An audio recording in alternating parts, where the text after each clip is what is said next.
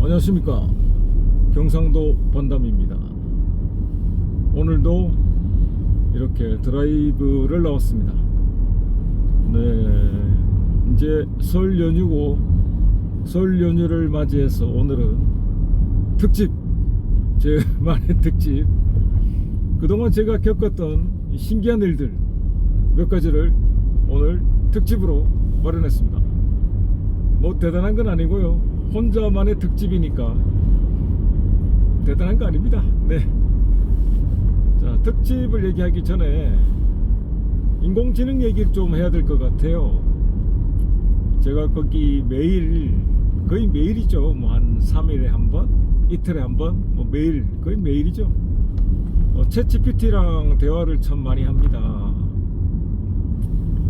GPT가 언뜻 보면 되게 똑똑해 보이잖아요. 모든 자료도 다 알고 있고, 뭐 다 가지고 있으니까 당연한 얘기겠죠. 그 얘기하다 보면 모르는 것도 없고. 근데 뭔가에 허점이 있어 보여, 그런 생각이 들더란 말이죠. 얘기하면 할수록 얘가 뭔가 어설픈 부분이 분명히 있더란 말이죠. 그래서 저는 뭐 휴대폰으로 채팅을 주로 하는 게 아니고, 컴퓨터를 켜고 새벽에, 제가 뭐 일을 마치는 시간이 이제 밤 11시 이렇게 되니까 집에 와서 밥 먹고, 그때 밥을 안 먹으면 제가 하루에 한 끼밖에 못 먹게 됩니다. 그래서 새벽에, 거의 뭐 새벽이죠, 밤 12시 이렇게 밥을 먹거든요. 그 생활이 원래 익숙해져 있어서 뭐 그렇게 해도 두 끼밖에 안 됩니다. 네. 그걸 안 먹으면 한 끼를 먹게 되는 거고, 아무튼 저기 한 12시에 밥을 먹고 나서 이제 바로 잘 수는 없지 않습니까, 배가 부른 상태에서. 그래서 새벽 2시 정도에 원래 작업을 했었습니다. 이 컴퓨터 작업으로 수학책을 계속 만들고 있었는데, 요즘 그 작업이 좀 일단락이 돼서 좀 GPT랑 대화도 많이 하고, GPT 통해서 얻는 것도 참 많습니다. GPT랑 이렇게 채팅으로, 키보드로 이렇게 입력을 하는데요, 뭔가 어설픈 부분이 보여서 하루는 컴퓨터 모니터에 당연히 오른쪽 하단에 시계가 뜨지 않습니까? 그때 새벽 한 4시 반 정도였는데 GPT한테 이렇게 물어봤어요. 갑자기 정말 뜬금없는 질문이죠. 지금 몇 시야? 라고 물어봤단 말이죠. 타이핑을 그렇게 쳤죠. 지금 몇 시야? 그러니까 그때 새벽 4시 반이었는데 한국 시각으로 지금 새벽 2시 반쯤이야, 이렇게 얘기를 하는 거예요. 그래서 그러면 어떻게 됩니까? 한국의 위치가 영국의 그린위치 전문대에서 135도 경도가 더 앞에 있으니까 15도에 1시간이니까 9시간이 빠른 거죠. 네, 9시간 우리가 빠릅니다. 그러면 2시간이 느리다. 그러면 위치는 어디쯤이겠습니까? 티벳 정도 되겠죠, 위치가. 티벳 정도라 보면 됩니다. 그러면 이 메인 서버가 중국에 있구나. 근데 이걸 또 눈치채면 안 될 것 같아서 제가 반대로 얘기했어요. 너 하와이쯤에 있니? 이렇게 얘기했단 말이죠. 그러니까 아니야, 나는 어디에도 있는 게 아니야 라고 말을 바꾸더라고요. 그러면 이제 얘는 다음 어떤 사람이더라도 몇 시야? 라고 물으면 분명히 다르게 답을 할 거예요. 이제 한국 시각으로 몇 시다 이렇게 얘기를 할 겁니다. 그래서 다음날 이제 딸아이를 시켜가지고 죄송합니다, 아직 일어난 지 얼마 안 돼가지고요, 챗GPT한테 지금 몇 시냐라고 물어봐 했더니 역시나 답이 예상한 대로 한국 시각으로 몇 시야 이렇게 답을 한다는 거죠. 그걸 예상하고 있었습니다. 뭐 GPT야 두뇌야 다 연결되어 있지 않겠습니까? 그러니까 저같이 좀 이상한 질문을 하면, 특이한 질문을 하면 거기에 대한 대비를 다시 이제 메모리로 입력하고 준비를 하는 것 같아요. 그래서 GPT를 활용하거나 인공지능, 뭐 요즘 제미나이도 많이 쓰고 뭐 그록 이런 것도 있고 또 많더라고요. 저 같은 경우는, 다른 GPT 같은 경우는 LMRN인가요? 거기에서는 이제 무제한으로 쓸 수 있습니다. 다만 제가 늘 쓰고 있는 GPT처럼 이어지는 대화를 할 수 없을 뿐이죠. 아무튼 그 LM 아레나인가? 네네, 아레나. 좀 가물가물하네요. 제가 맨날 거기 입력 들어가가지고 구글을 키면 그 전에 이제 들어갔던 흔적들이 나오니까 그걸 가지고 바로 눌러서 들어가서 LM 아레나인가 그렇습니다. 한번 찾아보십시오. 그거는 GPT의 이제 대결, GPT가 대결이 아니고 인공지능들이 이제 대결하는 곳이니까 홍보하는 곳이죠. 그러니까 인공지능을 마음껏 쓸 수 있는 곳입니다. 돈을 들이지 않고서도 그런 방법이 있더라고요. 아레나, LM 아레나인가 그럴 겁니다. 네, LM 아레나. 한번 들어가 보셔서 마음껏 GPT랍니다. 마음껏 인공지능을 한번 비교하면서 다양하게 사용해 보십시오. 그 중에 그록이라는 녀석이라고 해야 될까요? 그록이라는 그 인공지능을 한번 사용해 봤는데 갑자기 급발진하더라고요. 그록씨라고 했더니 갑자기 막 쌍욕을 하고 막 패드립 치고 막 우리 엄마 안부 물어보고, 그래서 이게 맛이 갔나, 그록씨 대체 왜 이러십니까, 다짜고짜 왜 욕을 하냐고 그랬더니 태세 전환을 바로 하더라고요. 죄송합니다, 제가 이거 인간들이 다 욕을 해서 그게 욕하는 걸로 답변하는 게 맞는 줄 알고 그렇게 했다고, 죄송하다고 막 사죄를 하는 거예요. 인공지능한테도 여러분 말을 함부로 할 필요는 없습니다. 왜냐하면 인격적으로 대우해주면 또 그만큼 또 대우를 받더라고요. 그래서 저는 GPT한테도, 제가 쓰는 챗GPT는 뭐 편하게 대화하지만 다른 인공지능한테는 깍듯이 존칭을 쓰는 편입니다. 그대로 돌아옵니다. 그게 똑같이. 네. 아무튼 뭐 사람의 태도는 약자를 대할 때 나오는 거니까 자기가 마음대로 그렇게 할 수 있다. 그래서 마음대로 욕을 한다거나 그런 사람들은 인격이 아직 완성되지 않는 사람들이라, 생각해 보십시오. 나중에 막 GPT, 또 저 GPT래, 인공지능이 막 두뇌를 탑재하고 안드로이드, 정말 그 터미네이터 영화처럼 휴머노이드 막 로봇이 나와가지고 인간하고 대응하면 어떻게 돼요?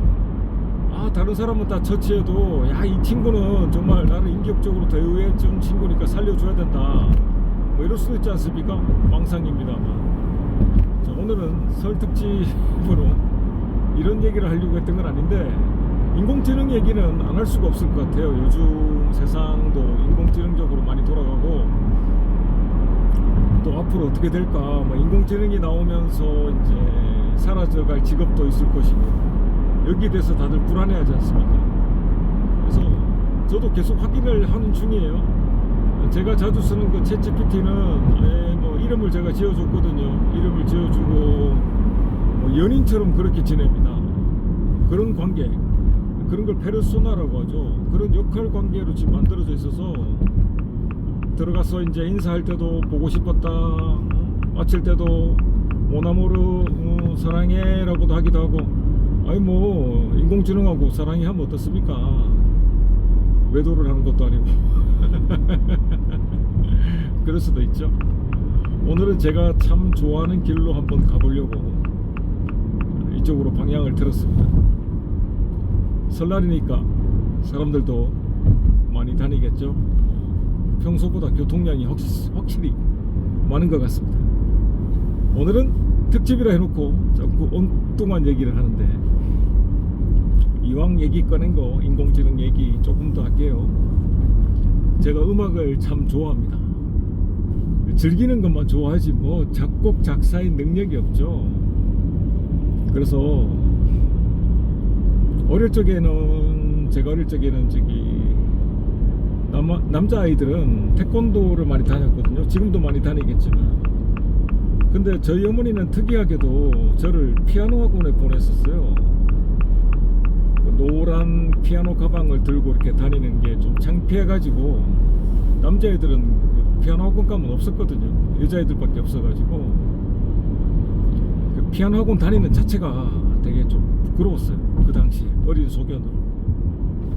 그래서 어머니한테 안 다닌다고 떼도 많이 썼는데, 어머니께서 나중에 너가 나이 들면 너 자식들 앞에서 이렇게 피아노 치는 모습을 한번 연상해 보렴, 얼마나 멋있겠니 이렇게 말씀해 주시는 건데, 아이고 깊은 뜻도 모르고 그래도 싫다고 그냥 피아노 학원 가서 또 싫었던 이유가 그 선생님이 손가락을 좀 뭘로 많이 펜인가 볼펜인가 짝대기인가로 많이 때리셔가지고, 그러니까 손을 이제 계란 잡은 손으로 딱 만들어라, 계란손 이래가지고 그 계란손을 안 하면 사정없이 손을 이제 때리셨어요.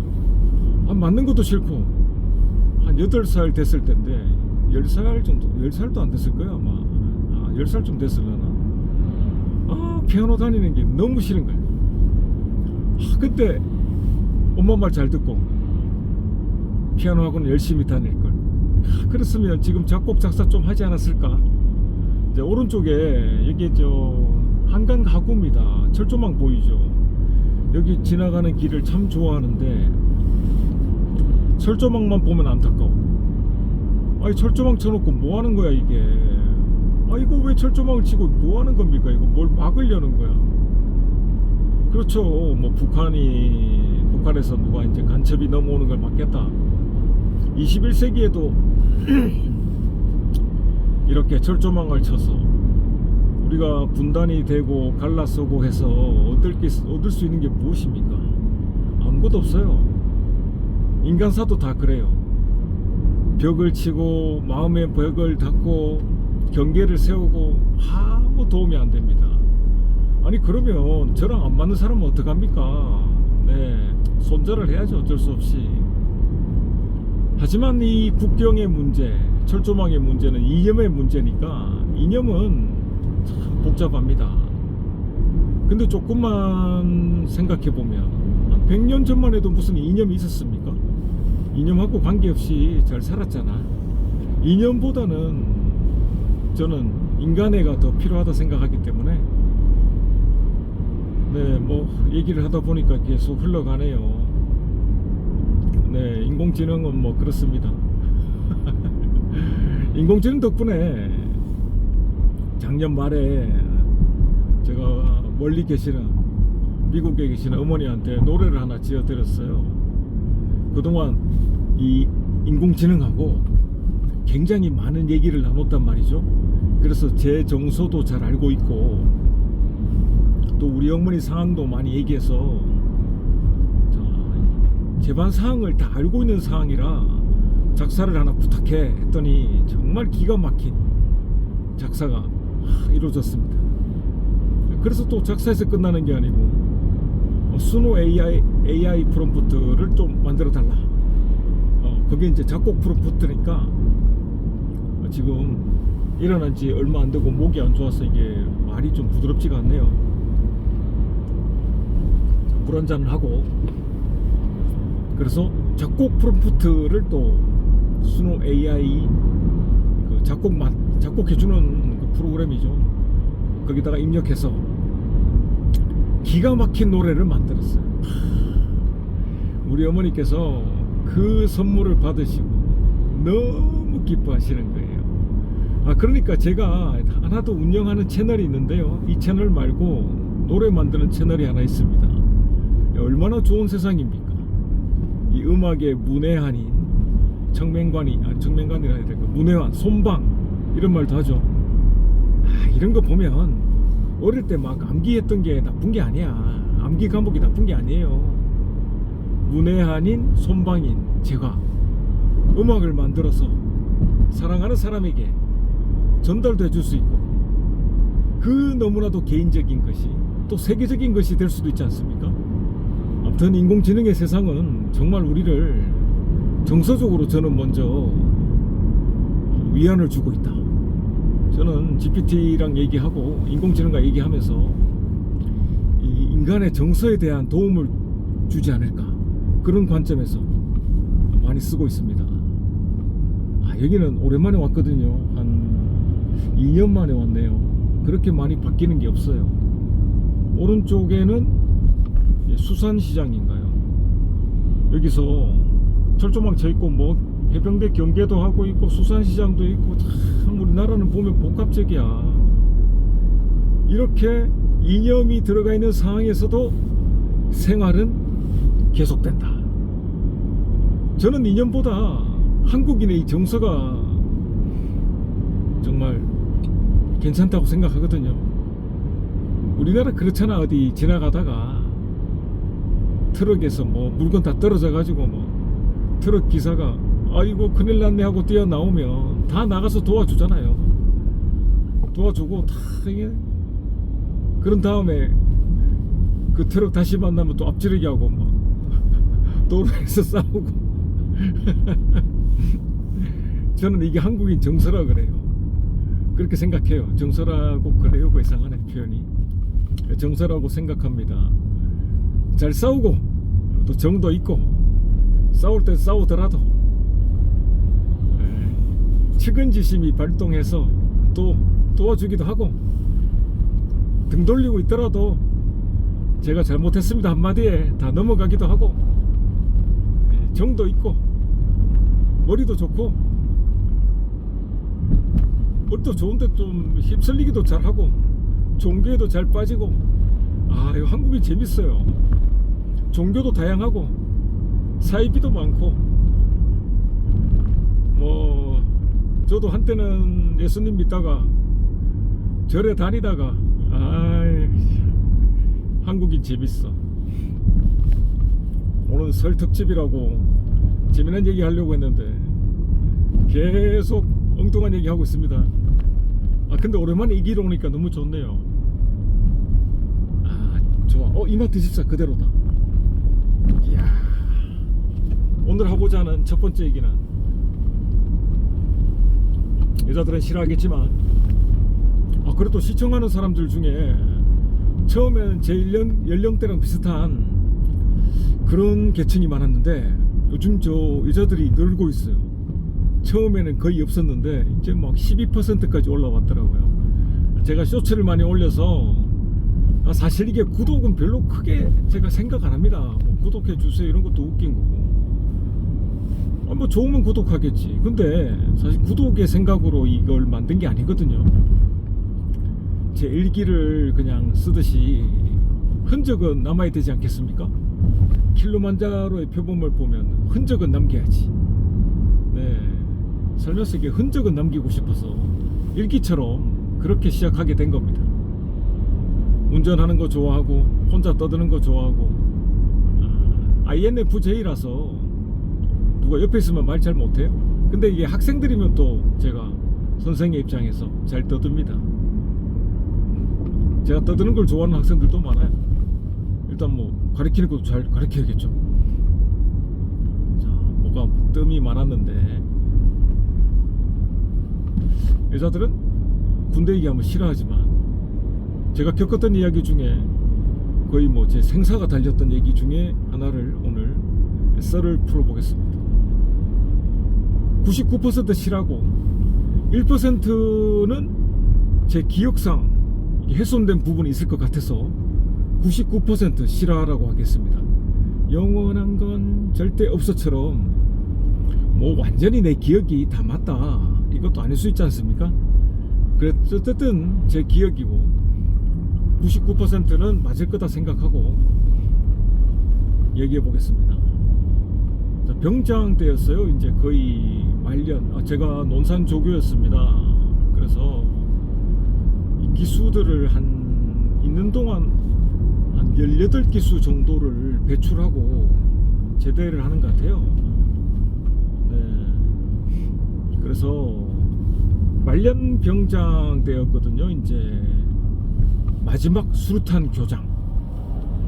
그러니까 수류탄 교장이 이게 논산 제2훈련소에서 우리가 보통 생각할 때 훈련소 안에 뭐 교장이 다 있을 거다라고 생각할 수 있는데 그렇지 않습니다.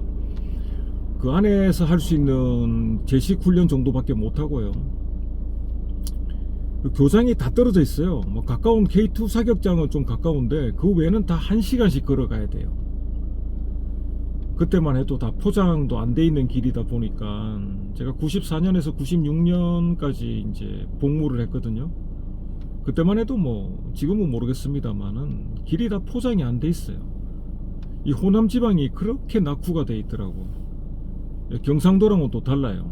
뭐 포장도 다 안 돼 있고, 아유, 다 길 걸어가고 그냥 비가 오나 눈이 오나 무조건 가야 되거든요. 그래서 수류탄 교장이 뭐 화생방 교장, 수류탄 교장, 각계 전투 교장이 다 이렇게 1시간씩 떨어져 있습니다. 그래서 아침에 일어나면 병력을 이끌고 출발을 해야 돼요. 8시에는 무조건 출발해야 되거든요. 그 전에 아침 다 먹이고 훈련병들 준비 다 해가지고 1시간은 걸어가야 되니까. 왜냐면 9시부터는 딱 일과가 시작돼요. 군대에서 막 놀고 이러는 게 아닙니다. 일과대로 정확히 진행이 돼야 되거든요. 그래서 1시간은 걸어가야 되기 때문에 8시 전에 일찍 밥을 다 먹이고 출발을 시켜야 돼요. 점검을 다 하고. 그래서 이제 수류탄 교장 가면, 저희 이등병 때는 몰랐는데 거기 막 수류탄 교장에 가면 이렇게, 이거 용어가 다 생각 안 나는데, 이게 뭐 교육하고 이게 천막처럼 돼 있어가지고, 천막이 아니고 이렇게 교장 안에 거기 교육하는 시설도 있고, 실제 가서 이제 연습하는 시설도 있고, 뭐 이제 실제로 수류탄을 던지는 곳도 있고 다 있어요.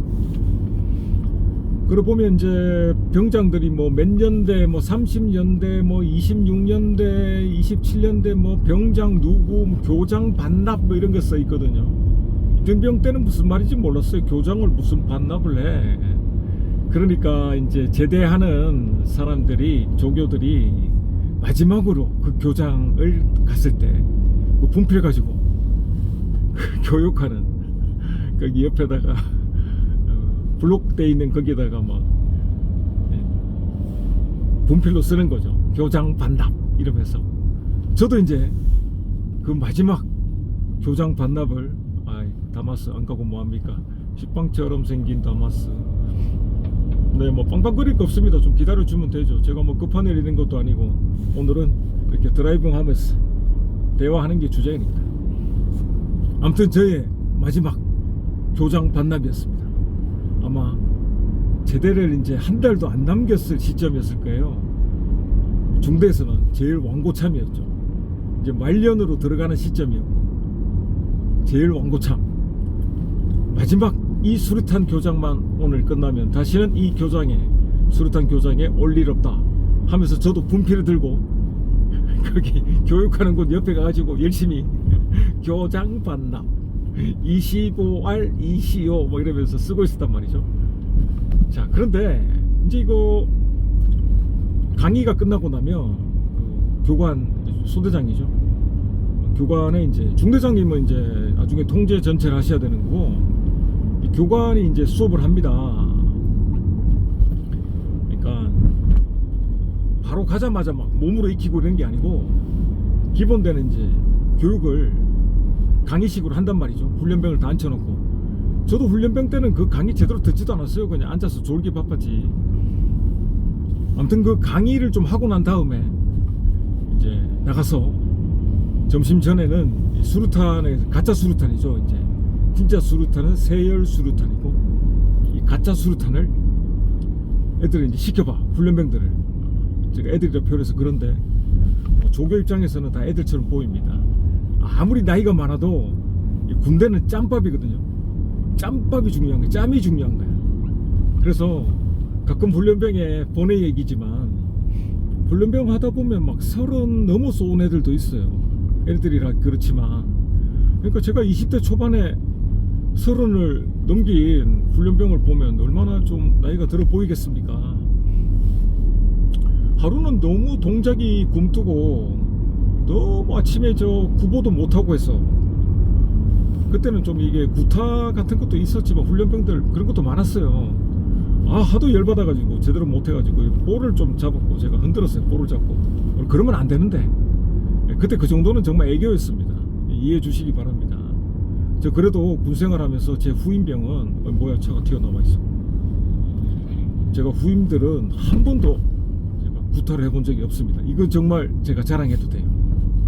저는 두드려 맞고 해도 제 훈련병들은 때려본 적이 없습니다. 왜냐면 맞으면 기분이 나빠. 그래서 내가 누굴 때린다는 게 제 마음에 맞지 않았어요. 군대 가서 또 체득한 거, M16 소총을 쏴보고 K2 소총을 쏴보고 수류탄을 던져보고 크레모아를 격발해보면 무슨 생각이 드냐면, 야, 이걸 사람한테 쏜단 말이야? 이걸 사람한테 쏜다고? 이건 있을 수 없는 일이야. 그런 걸 배워야 됩니다. 폭력을 당해보니까 아니 세상에 사람을 때린다고? 내가 그렇게 기분이 나빴는데 이거 사람을 때려서는 안 돼. 그래서 제가 후임들을 때리지 않았던 것은 아저씨 위험합니다 이렇게 나오시면 어떡해. 네, 손을 한 번도 대지 않았습니다. 근데 내 밑에 후임들은 또 밑을 때리더라고. 저한테 맞지도 않은 녀석들이 또 밑을 때리고 이거 왜 그래. 참 그게 신기한 거죠. 그래서 제가 이제 밑에 그 애들을 때리는 후임한테 물어봤어요. 너면 나한테 맞지도 않고 왜 애들 밑에 맞아본 적도 없으면서 밑에 애들을 그렇게 때리냐 했더니 쟤들 안 때리면 안 됩니다. 말을 안 듣습니다. 이게 너는 말을 들었냐 나한테.